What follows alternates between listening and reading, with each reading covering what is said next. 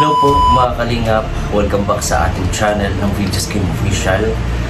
At ito po, itong vlog kong ito mga kalingap ay patungkol po doon sa nakaraang buwan kung saan po ay pinasok kami at nilupan sa bahay ng isang lalaking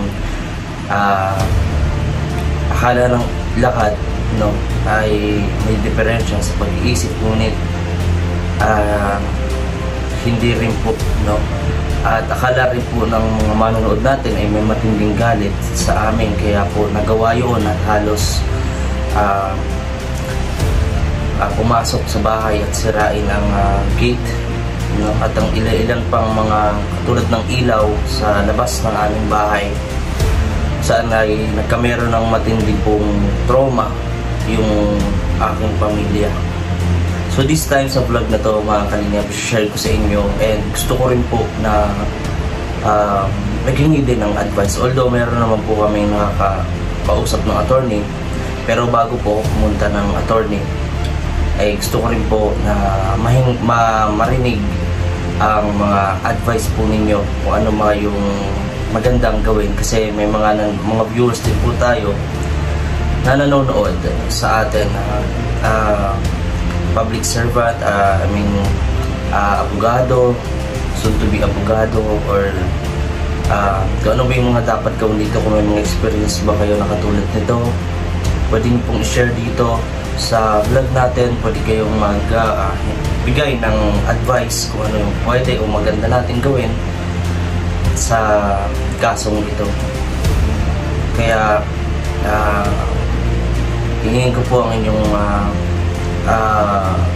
advice, and sana maging respect lang po sa ating channel.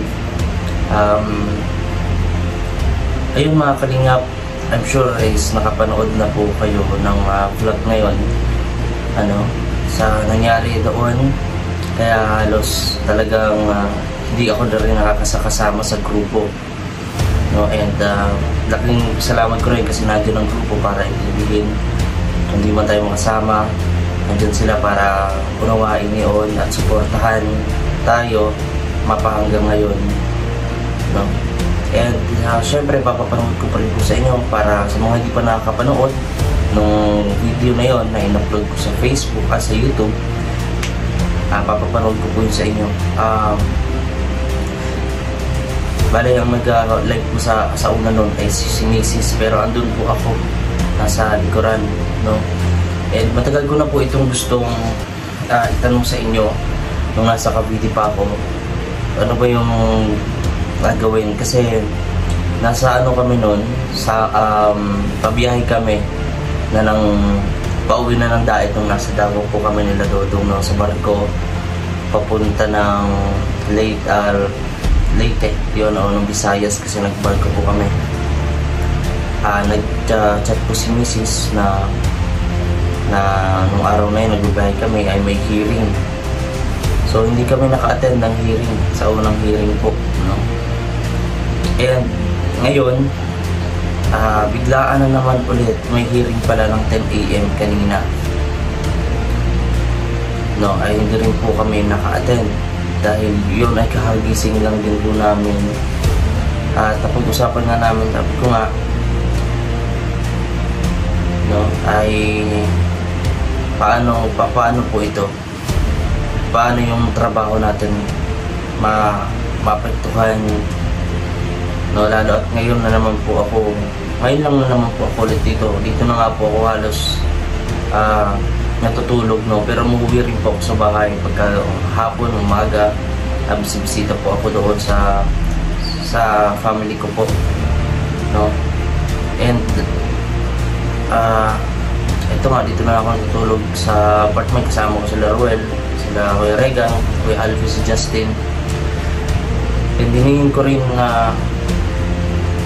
yung opinion nyo kasi na-apektuhan yung trabaho natin, Alam naman po natin na medyo halos lahat yata kami is mababa yung revenue, and kailangan namin magtrabaho araw-araw mag-vlog araw-araw kasi dyan tayo nagkukuha ng income natin pandusto sa ating pamilya. Lalo ngayon na talagang kailangan mo doble ang kayod mo. Kasi kung pahina-hina tayo is magugutom yung ating pamilyang binubuhay. So naapektuhan na rin po yun, no? And kasi papahinga na lang natin, no? Kahit gabi po, meron po kami vlog, nag-vlog kami kahit gabi.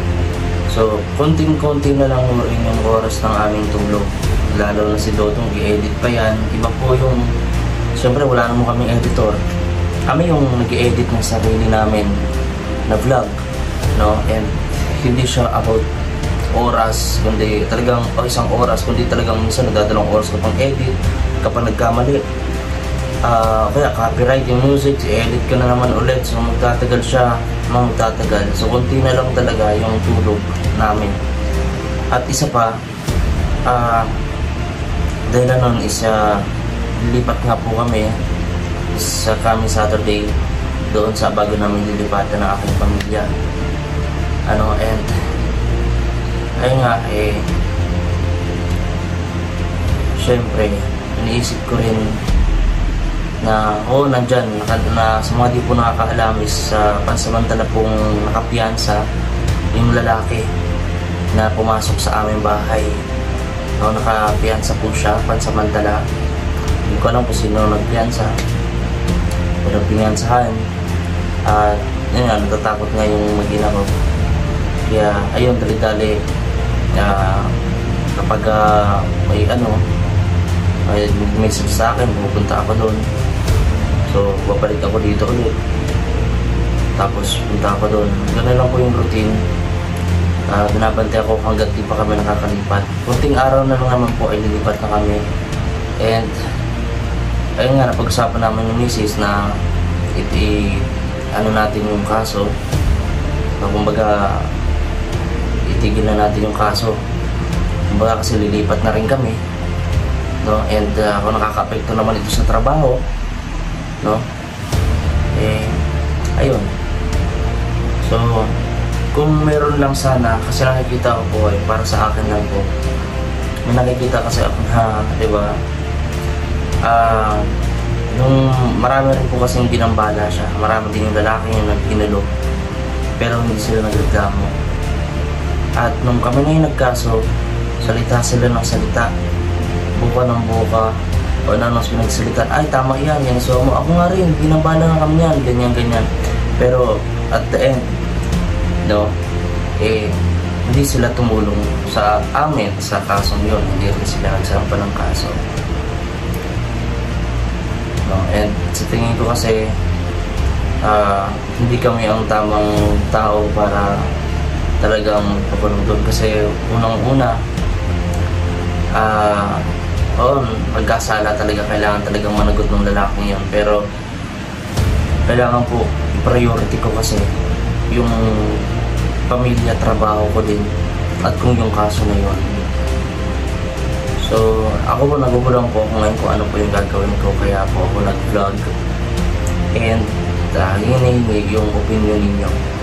At sana is respetuhin nyo po kung ano man po yung maging desisyon ko, namin, no? Although yung napakalaking lamat talaga yung iniwang trauma ng lalaking yun. Nagkataon pa na ganito kailangan ko kasi magtrabaho po, no? Kasi bababa yung ating lahat po kami, lahat siguro ng mga vloggers.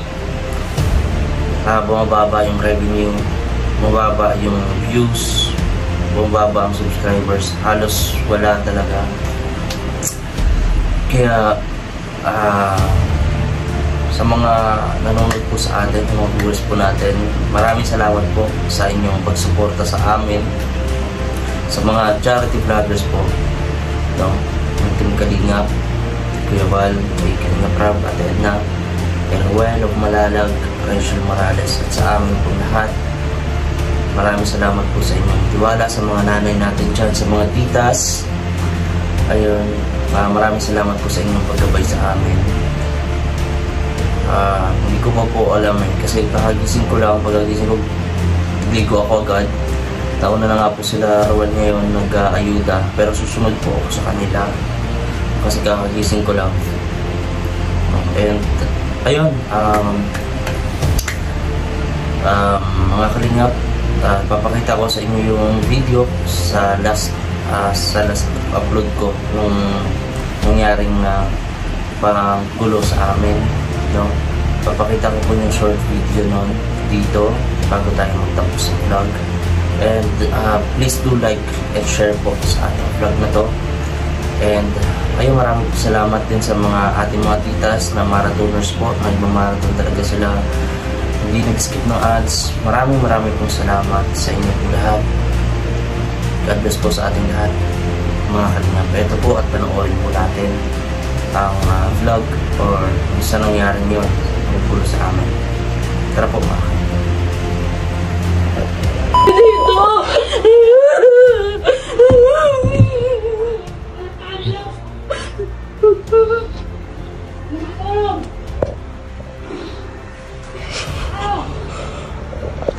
Kasi ko na naman yung pala.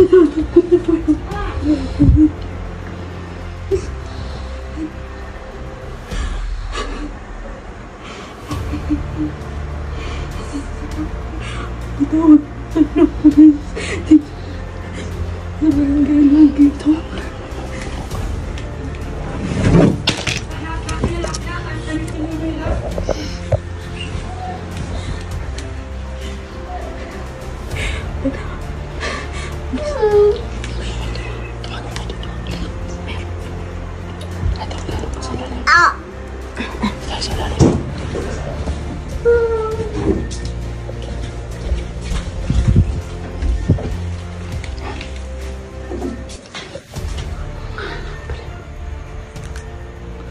Wala na naman, oh.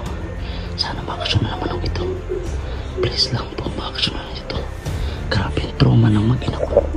Grabe, trauma na ng mag-ina ko. Please naman, oh.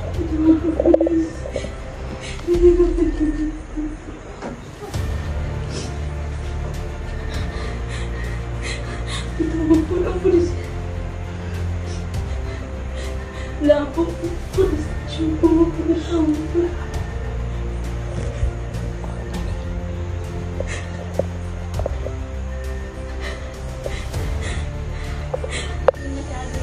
Nakasarado itong ano na ito, pero nabuksan niya. Pinukpok niya ng pumukpok hanggang nabuksan ito. Pati dito pinagahampas. So, di ko pa sigurado kung sasakyan ko ay may mga tama rin. Pati dito may mga ano siya.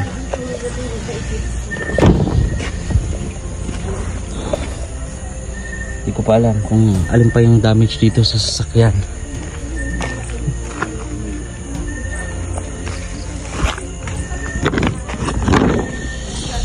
So ayun, nadampot na po. Nadampot na. Maraming salamat po sa mabilisang aksyon. Pero sana mas mabilis pa po dun. Kasi talagang papatay na ho talaga ng tao. Dito. Yan, may police station na. Sana ngayon po ay makuha na to. Dahil ang rami na po sa bahay, sa lugar na to. Ang na-permission na to. Papatay na to ng tao. Yung trauma na inabot nito ng mag-ina ko, grabe. Pinasok yung bahay, pinagbabato pati sa sakyan. Ewan ko pa yung motor, di ko pa sure. Pero yung nakakandado na hinampas niya, natanggal. Kaya nakapasok siya dito sa bahay. Ayan, kasi nabol pa yung binhan ko. Naglarapas, marami pang binatbato dito. Dito. Ayan, bukas. Bukas yan, oh.